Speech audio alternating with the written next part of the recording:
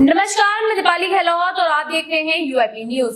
2024 के लोकसभा चुनाव नजदीक हैं, वहीं अटकलें चल रही हैं कि कांग्रेस पार्टी के कई दिग्गज नेता कांग्रेस पार्टी छोड़ के बीजेपी में शामिल होने लगे हैं। तो आइए चलिए इसी मुद्दे को लेकर आज हम चर्चा करेंगे हमारे सहयोगी दौलत शर्मा से।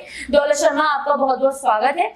आज हम पूछेंगे कि आखिर कांग्रेस पार्टी क्यों अपने दिग्गज नेता खो रही है। तो दौलत जी, आपको क्या लगता है कि ये जो कांग्रेस पार्टी है वो अपने दिग्गज नेता क्यों खो रही है? देखिए, कहीं ना कहीं कांग्रेस में जो है ये क्या बात तो करते हैं यूथ कांग्रेस की, युवा नेताओं की, लेकिन युवा नेताओं को मौका कहीं ना कहीं यहाँ कम मिल रहा है और लगातार यही युवा नेता जो है अपनी पार्टी से निराश होकर पार्टी छोड़ रहे हैं। और इसमें युवा नहीं, कई बुजुर्ग नेता भी हैं, कई अनुभवी बुजुर्ग नहीं, कई अनुभवी नेता हैं, जैसे कमलनाथ हैं, दिग्विजय सिंह हैं, मिलिंद देवरा हैं, और भी कई ऐसे लोग हैं जो निराश लगातार अपनी पार्टी से हो रहे हैं। चाहे वो आप हार की वजह से कह लीजिए, क्योंकि यहाँ पर हार का ठीकरा फिर उन लोगों पर फोड़ दिया जाता है। यहाँ पर मैनेजमेंट जो है आला कमान का ठीक नहीं होता, आला कमान यहाँ पर सही से रिस्पॉन्स नहीं करता। उसके बाद जब चुनावों में हार होती है, आपने देखा होगा कि मध्य प्रदेश में 18 साल की एनडी कमेटी के बाद भी यहाँ पर जो है कमलनाथ के नेतृत्व में चुनाव हार जाते हैं, क्योंकि यहाँ पर राहुल गांधी मध्य प्रदेश के मुद्दों को छोड़ यहाँ पर ओबीसी की बात करते हैं, अन्य मुद्दों की बात करते हैं, लेकिन जो मध्य प्रदेश के जमीनी मुद्दे हैं उनके ऊपर बात नहीं की जाती। और जनता हमेशा जमीनी मुद्दों की तरफ देखती है,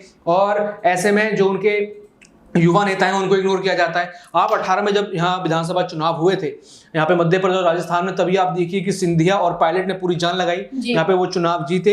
लेकिन उसके बाद जब सीएम की घोषणा की गई तो यहाँ पर गहलोत सीएम बनते हैं, कमलनाथ सीएम बनते हैं, और उसके बाद आप देख सकते हैं कि सिंधिया अपने विधायकों के साथ बीजेपी में चले जाते हैं और वहां जाके सरकार बना लेते हैं। और सचिन पायलट की फिर यहाँ पर अनबन जो है पार्टी और साथ ही साथ अशोक गहलोत से शुरू हो जाती है, वो पार्टी के खिलाफ उतर जाते हैं। तो ऐसे में युवाओं की अगर आप बात करते हैं तो कहीं ना कहीं उनको मौका देना यहाँ पर बनता है।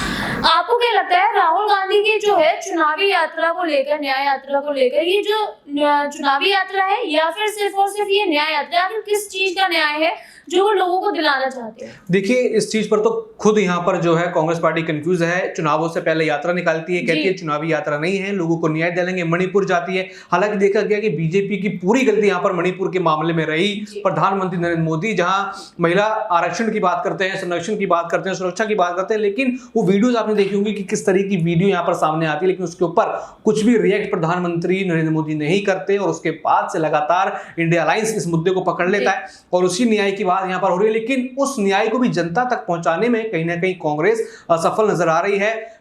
हमने यात्रा की शुरुआत में देखा कि कितनी भीड़ थी, कितने लोग यहाँ जुड़ रहे थे, लेकिन अब जैसे जैसे यात्रा बढ़ रही है, लगातार जो है राहुल गांधी को लेकर अब लोग सोच रहे हैं कि क्या ये सच में चुनावी यात्रा है या फिर राहुल गांधी यहाँ पर चुनावों से बच रहे हैं, क्योंकि चुनावों से पहले इस तरह की तैयारी शायद उनको इतना काम ना दे।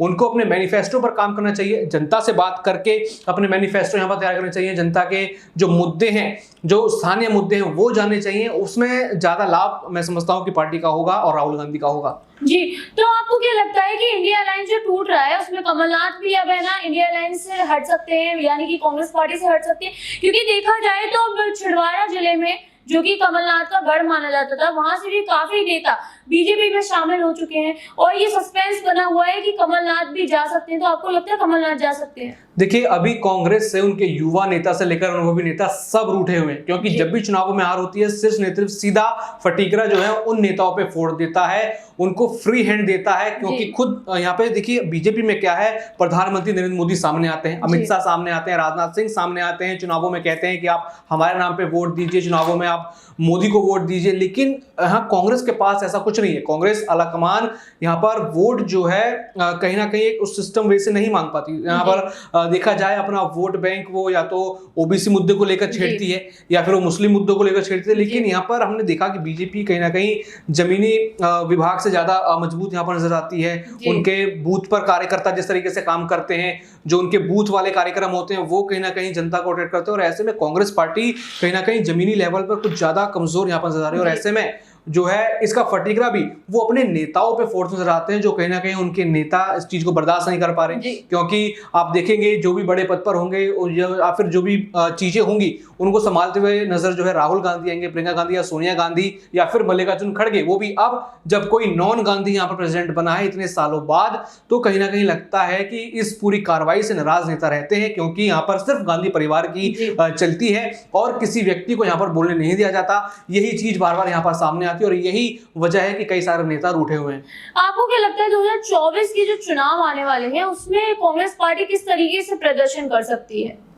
देखा जाए तो यहाँ पर कांग्रेस पार्टी की स्थिति अभी लगभग देखा जाए कमजोर नजर आ रही है, लेकिन जो भारत जोड़ो यात्रा पार्ट 1 थी उसमें कई विधानसभा चुनाव राहुल गांधी जीत गए थे, यानी कहा जाए तो कांग्रेस जीत गए थे, जैसे राहुल गांधी कांग्रेस का फेस हैं। इसके बाद देखा जाता है कि 24 में थोड़ी और अपनी ताकत बढ़ा सकते हैं, लेकिन इंडिया अलायंस के बीच जो कंफ्यूजन चल रही है, सीट बंटवारा, अन्य चीजें कि ये सीपीआईएम आईएनसी के साथ नहीं जाएगी या फिर टीएमसी के साथ नहीं जाएगी, सपा केजरीवाल के साथ नहीं जाएंगे, या फिर कांग्रेस के दिल्ली के नेताओं और पंजाब के नेताओं में आपस में नहीं बन रही, आम आदमी पार्टी के जो नेता हैं वो कांग्रेस से अपनी साख गांठ नहीं बैठा पा रहे। तो ये सारी कई वजह हैं जो कहीं ना कहीं कांग्रेस के प्रदर्शन को कम कर सकते हैं। अगर कांग्रेस अकेले यहाँ पर आगे बढ़े तो कहीं ना कहीं इन सभी पार्टियों से आगे बढ़ सकती है, लेकिन यहाँ पर कांग्रेस भी यही चाह रही है कि इन सब पार्टियों के दम पर अपना ग्राफ आगे बढ़ा ले, क्योंकि इंडिया अलायंस में बात की जाए सबसे बड़ी पार्टी की तो कांग्रेस पार्टी यहाँ पर नजर आती है। और ऐसे में कांग्रेस पार्टी कहीं ना कहीं एक मतलबी, एक स्वार्थी देखा जाए तो अपना वो देख रही है ताकि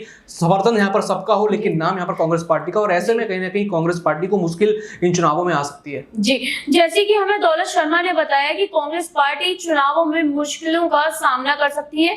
अगर कांग्रेस पार्टी अकेले आगे बढ़े तो हो सकता है कि कांग्रेस इस बार सत्ता में आ जाए, लेकिन ये जो इंडिया अलायंस है उसमें जो आगे पीछे चल रहा है, कुछ पार्टियां छोड़ रही हैं, कुछ पार्टियां सीटों पे राजी नहीं हो रही हैं, तो इससे जो है कांग्रेस पार्टी पे भी असर पड़ा। आपको क्या लगता है कि कांग्रेस पार्टी इस बार इंडिया अलायंस के साथ चलकर बीजेपी सरकार को हरा पाएगी या सत्ता में आ पाएगी? आपको जो लगता है हमें कमेंट सेक्शन में जरूर बताएं। ऐसी अपडेट्स के लिए देखते रहिए यूआईपी न्यूज। धन्यवाद।